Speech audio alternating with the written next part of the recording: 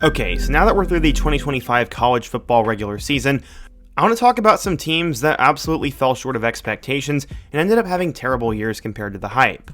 I've come up with 11 examples, and in today's video we're going to do just that. We're going to go through expectations and how they ended up doing, and my thoughts on them moving forward. But before we get started, if you're a big fan of college football, be sure to subscribe to the channel, leave a like if you want to support today's video, and let me know what player, team, topic, or situation I can cover next. Now let's go ahead and get started.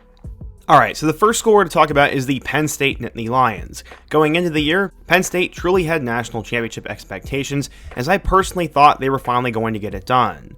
They returned Drew Aller for the fourth year, brought back both Katron Allen and Nick Singleton, upgraded the wide receiver room, and returned a good defense. They also had a schedule that could help get them there, but Penn State ended up throwing it away.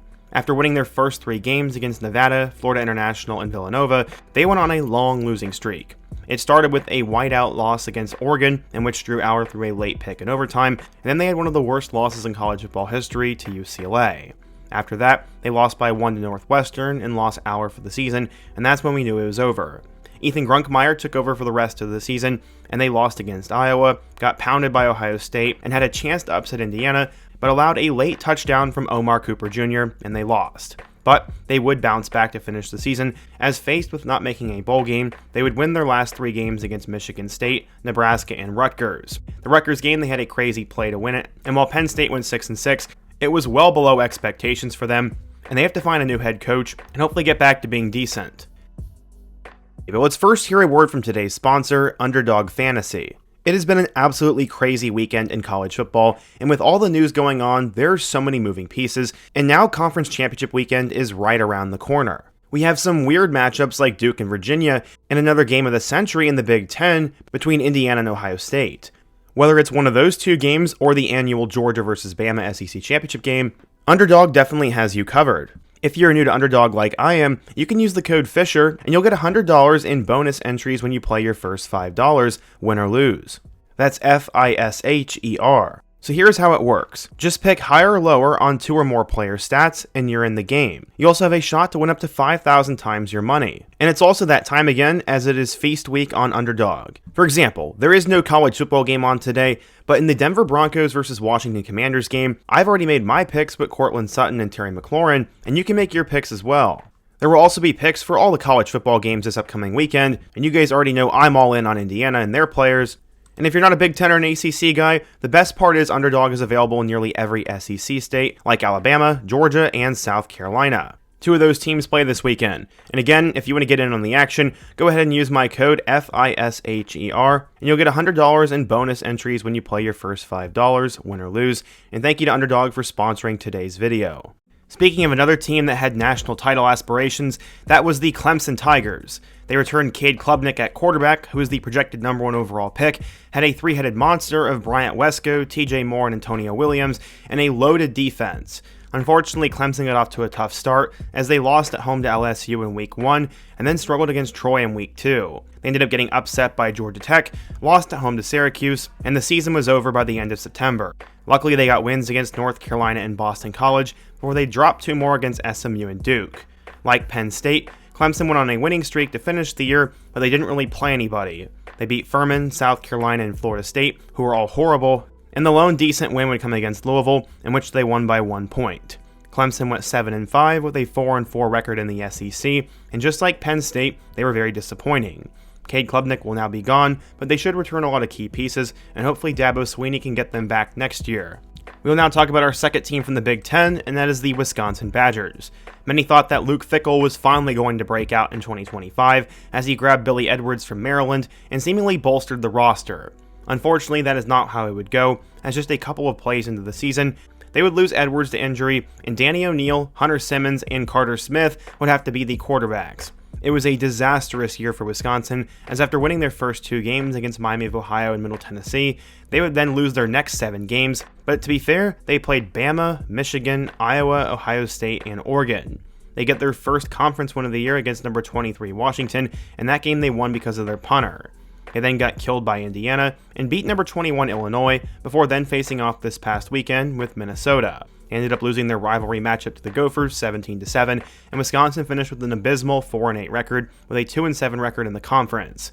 Going into next year, Luke Fickell may have the hottest seat in the country, and he's got to figure out something soon. His luck at quarterback has been putrid, and something is just off. The Badgers are not the same, and they need to get things fixed quickly. Heading down to the SEC, let's go ahead and talk about the Florida Gators. There were super high expectations for Billy Napier this year, as many expected them to go on a run and potentially compete for the college football playoff.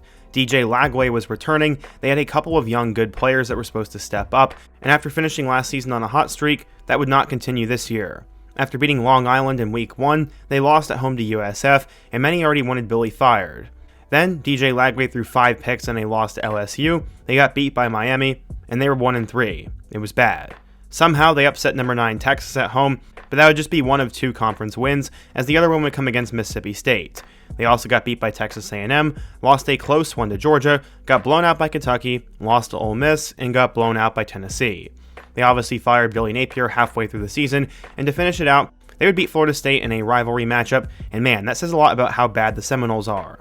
Florida had finished the year with a 4-8 record and a 2-6 mark in the conference, and this was the worst since Jim McElwain was there. Florida just ended up hiring John Sumrall from Tulane, so there's now some optimism in Gainesville, and I think he's a good coach that'll turn things around, but man, it was a terrible 2025 season for Gators fans. Speaking of Florida teams that had high expectations, Florida State was supposedly going to bounce back after Mike Norvell was horrible in 2024. That's exactly what they would do, as they brought in guys like Tommy Castellanos and Deuce Robinson from the portal, and Florida State knocked off a top 10 Alabama team in Week 1. This was a huge upset, and many proclaimed that the Noles were back. After annihilating both East Texas A&M and Kent State, it felt there was some real momentum. Then, they ended up losing in double overtime on the road to Virginia, and got beat handily by Miami, even though the score was somewhat close. From there, they lost by a field goal against Pittsburgh, had a controversial no-touchdown call on the road against Stanford, and now all of a sudden Florida State was 3-4. They would manage to blow out Wake Forest, which is a better win than people were giving them credit for, and then they lost to Clemson. Their last win of the season would come against Virginia Tech, before losing to both NC State and getting blown out by Florida, and it felt like the Noles just quit yesterday. It was a disastrous season for Seminoles fans, as Norvell went 5-7 with a 2-6 mark in the conference, and could not make a bowl game after starting out 3-0. They don't have the money to fire Norvell, but they need to get some new coordinators, find a new quarterback, and upgrade this roster immediately, or Mike Norvell will be one of the first guys fired next year. Going back over to the SEC, we need to talk about the Auburn Tigers.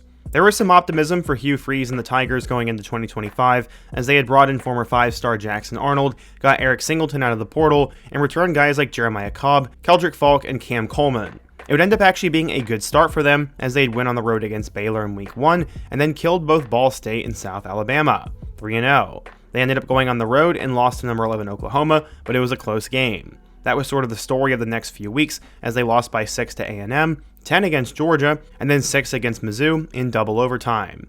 They had a good chance of beating the Tigers, but now after starting out 3-0, the team was 3-4 with an 0-4 mark in the conference. They are pretty close to making a change, and a win against Arkansas could not save Hugh his job, as from there, they'd lose 10-3 at home against Kentucky, who's absolutely horrible, and Hugh Freeze was fired. From there, they'd then go on the road and lose to Vanderbilt in overtime, they would destroy Mercer, and last night, I think they had about 40 fumbles and dropped catches, and then there were some questionable calls that favored Bama, and ultimately Cam Coleman fumbled the ball, and they lost 27-20 in the Iron Bowl. The Tigers ended up going 5-7 with a 1-7 mark in the conference, and it was a disastrous year. Auburn is now moving forward with Alex Golesh as their new head coach, and he comes in from USF, so there should be plenty of optimism, and I definitely think he will turn it around eventually in the Plains, but they do need to be patient and give him some time. Last season, Coach Prime and the Colorado Buffaloes had a breakout, with guys like Shedeur Sanders and Travis Hunter leading the way. Unfortunately, in 2025, Prime was not able to figure out the quarterback spot, as Juju Lewis, Caden Salter, or Ryan Staub could not get anything going. It was just a bad year for Colorado in general, and they started out with a loss at home to Georgia Tech. Their 3 wins came against Wyoming, Delaware, and number 22 Iowa State of all teams, and they would lose 7 of their last 9 games. A couple of them were close, but for the most part, Coach Prime was outplayed and outcoached, and he has to go back to the drawing board in 2025. If he wants to be a long-term coach in Boulder, he needs to do more than just attract talent, and for now, we'll have to wait and see what happens, but he needs to bounce back in a big way in 2025, and Buffalo's fans were definitely disappointed this year after last season's highs. Moving back over to the SEC, we need to talk about the Kentucky Wildcats.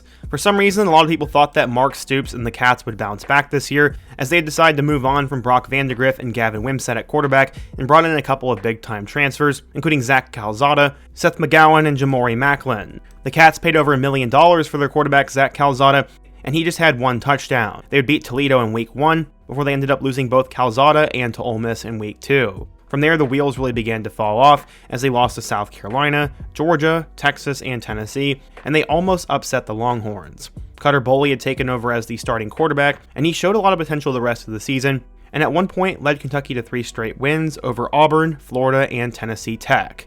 They were 5-5 going into their last 2 weeks, and they just needed 1 win. Unfortunately, they got blown out 45-17 by Vanderbilt, and then got shut out 41-0 by their arch-rival Louisville.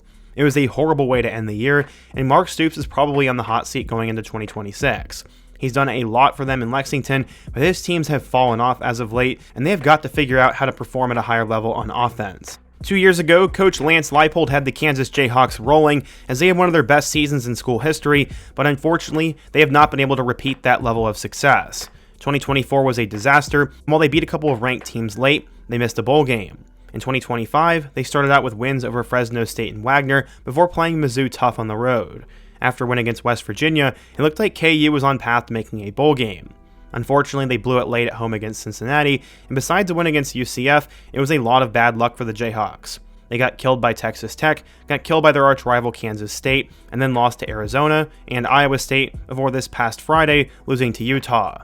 Jalen Daniels had 2 interceptions in the end zone, one of which went back for a pick 6, and they lost 31-21. Their 3 conference wins came against West Virginia, UCF, and Oklahoma State, who were all horrible, and Jalen Daniels is now done. He had an up-and-down career for the Jayhawks, but Lance Leipold needs to find a new quarterback going into 2026, replace a ton of seniors, and hopefully get KU back to a bowl game. If not, they might start questioning his job security. Going back to our last SEC team of the night, we're going to talk about the South Carolina Gamecocks.